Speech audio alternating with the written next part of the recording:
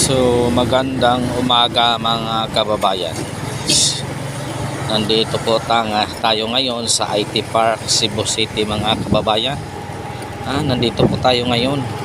So before tayo magko-comment mga kababayan, so mag-comment po tayo tungkol sa Senate hearing sa PDEA leak documents mga kababayan ha. So mga kababayan, before tayo mag-proceed, so kung hindi ka pa na-subscribe sa aking channel, pa-subscribe naman dyan mga kababayan. Yun lang talaga ang hinihingi ko sa iyong tulong. Wala nang iba pa mga kababayan. Wala man, hindi ako hingi anumang mga materials na butang, mga bagay, pero ito lang hiling ko. Subscribe, like, and share ang aking video. Yun lang ang hiling ko mga kababayan. Masaya na ako dyan mga kababayan. So magko-comment tayo mga kabayan. So Senator Escudero parang nag-conclude na mga kabayan sa Senate hearing tungkol sa PDEA. Ito daw ay walang batayan, ito daw ay walang basihan dahil hindi naman ito titikitin, hindi naman kuno ito ano ibig sabihin Senator Escudero? Alam mo ba sa picture kung sino nandyan? At si Kumar. Nandyan ka si Kumar at si Jingo Estrada. Pagkatapos sasabihin mo. Kasi ito si Kumar, involved ito sa mga gawain mga kababayan. Ngayon, sasabihin mo, parang nag-conclude ka na walang laman ang investigasyon na ito. Bakit? Inaamin na nga ni Morales na siya ang pumirma dyan. Ang katanungan lang ni Morales, bakit lumabas ito na information? Bakit lumabas sa media ito nga information? Hindi kasalanan niya ni Morales mga kababayan. Inaamin niya na siya ang naggawa na document na yan. Tapos sasabihin, kahit magsabihin mong Xerox copy, hindi authenticated. Kahit Xerox copy pa yan, kasi inamin niya na siya ang gumawa na document na yan. Pagkatapos sabihin mo walang sustansya. Walang sustansyang ebidensya. Walang sustansya ba? Walang sustansya kung hindi umaamin si Morales na hindi siya ang gumagawa ng document na yan. Diyan siya nakapirma, hindi siya. So walang sustansya.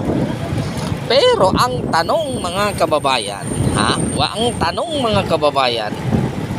siya ang pumirma sa document. So sinerox na yan, may butas pa ng puncher, may butas pa, kaya totoo ang Senador De La Rosa na itong dokumento nito ay authentic. Sinerox ito pero kinuha na ang original copy. Kinuha na pero nandyan lang yan. Di ba?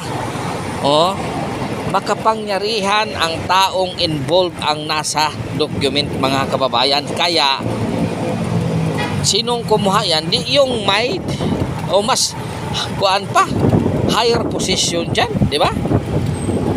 Mga kababayan, sino lang ang kumuha yan? Ang alangan mang yung kumuha dyan, itong mga lowest position na document. Siyempre yung property custodian yan ang kumuha dyan. Kasi alam niya. Kailangan bunutin mo lang yan. Wala na. Pag sabihin dahil ninyo, hindi walang source, walang laman dyan na document. Sinabi nga niya na siya ang pumirma sa document na yan. Sinabi na nga niya siya ang pumirma sa document na yan. Ang tanong lang niya, bakit lumabas yan na document? Sino ang nagpalabas? Ganyan ang investigasyon ni Senador Bato para mabigyan ng batas itong klase na ito, kasi walang batas. Walang pananagutan kung sino man ang makapaglabas ng mga government properties, government information tungkol dito. Wala. Only executive order. Walang batas. Kaya easy lang ipalabas ng dokumenta yan. kaya gagawa kayo ng batas? Ha? Kasi makapangyarihan ang taong nasa involved dito. Nako naman, Senator, kaming nakikinig dito sa hearing ninyo, parang may pinagtatakpan ka, Senator Escudero. Ha? Tingnan mo mga picture na kumakalat, huwag mong sabihin, AI pa rin yan, ha? Ang gumagawa niyan. Ha?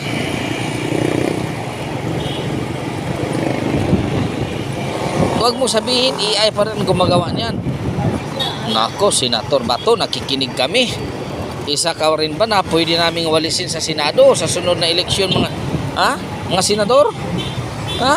O mga kababayan, ito na mga kababayan, ha? Pwede natin walisin ito. Wala itong hindi pwede ito, mga kababayan, ha? So mga kababayan, maraming salamat sa inyong suporta. Nandito na tayo sa Lahog, Cebu City, ha? So maraming salamat sa inyong suporta.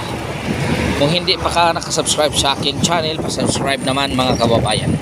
Yun lang ang hihilingi ko sa taos puso, akong humihingi sa inyo ng tulong bilang subscribe lang sa aking channel. So maraming salamat. God is good all the time. God is good. Pitching your kaninyong tanan mga kababayan.